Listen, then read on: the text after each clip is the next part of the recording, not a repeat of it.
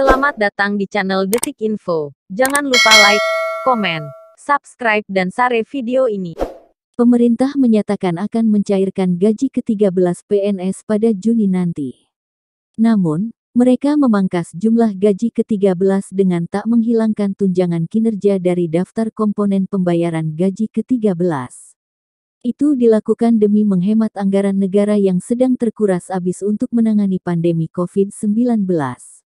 Aturan ini tertuang dalam Peraturan Pemerintah PP Nomor 24 Tahun 2021 tentang pemberian tunjangan Hari Raya tahun 2020 kepada pegawai negeri sipil, prajurit Tentara Nasional Indonesia, anggota Kepolisian Negara Republik Indonesia, pegawai non-pegawai negeri sipil dan penerima pensiun atau tunjangan.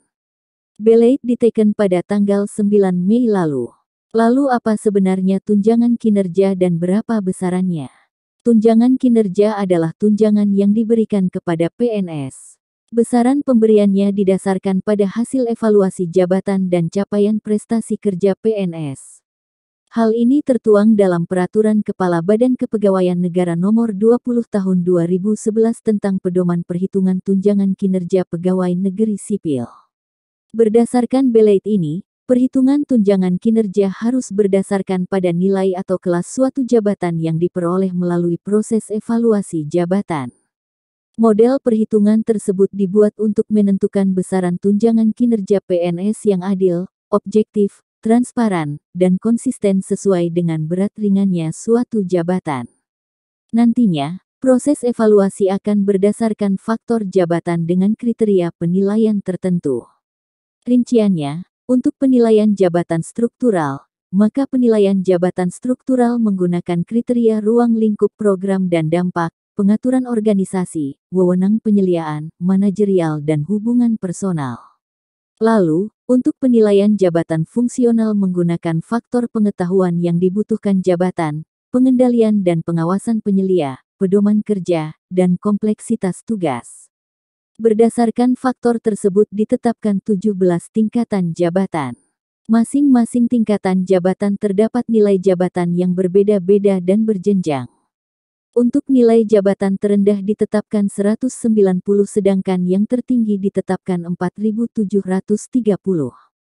Dari nilai tersebut bisa dihitung besaran tunjangan kinerja PNS. Rumusnya adalah mengalihkan nilai jabatan dengan indeks besaran rupiah. Sebagai contoh, A memiliki kelas jabatan 17 dengan nilai jabatan kelas sampai 4.730. Lalu, indeks besaran rupiah Rp5.000. Dengan demikian, 4.730 X Rp5.000 sama dengan Rp23,65 juta. Artinya, tunjangan kinerja yang diberikan adalah Rp23,65 juta.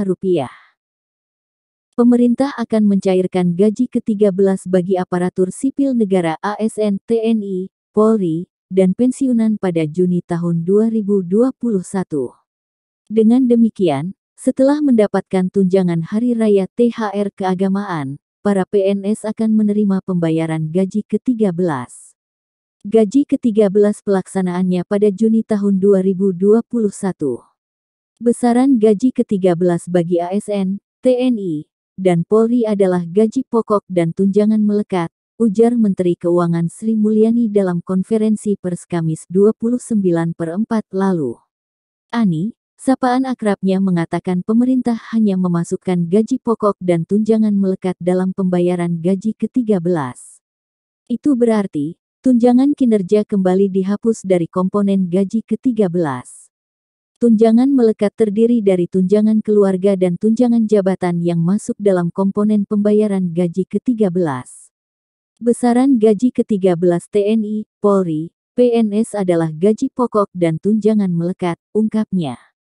Sementara itu, rincian komponen gaji ke-13 yang akan diterima para ASN tersebut tertuang dalam Peraturan Menteri Keuangan PMK Nomor 42 PMK 05/2021 tentang petunjuk teknis pelaksanaan pemberian THR dan gaji ke-13 kepada aparatur negara, pensiunan, penerima pensiun, dan penerima tunjangan tahun 2021 yang bersumber dari anggaran pendapatan dan belanja negara (APBN). Gaji ke-13 bagi PNS, PPPK, TNI, Polri, pejabat negara, Dewan Pengawas Komisi Pemberantasan Korupsi, KPK, pimpinan Lembaga Penyiaran Publik, LPP, dan pegawai non-ASN yang bertugas pada LPP terdiri dari gaji pokok, tunjangan keluarga, tunjangan pangan dalam bentuk uang, dan tunjangan jabatan atau tunjangan umum. Besaran gaji pokok dan tunjangan tersebut sesuai dengan jabatan atau pangkatnya. Tunjangan jabatan sebagaimana dimaksud meliputi tunjangan jabatan struktural, tunjangan jabatan fungsional, dan tunjangan yang dipersamakan dengan tunjangan jabatan sesuai dengan ketentuan peraturan perundang-undangan, bunyi ayat 6 pasal 6 PMK tentang THR dan gaji ke-13, dikutip Selasa, 18/5. Sementara itu, gaji ke-13 bagi Wakil Menteri paling banyak sebesar 85% gaji ke-13 yang diberikan kepada Menteri.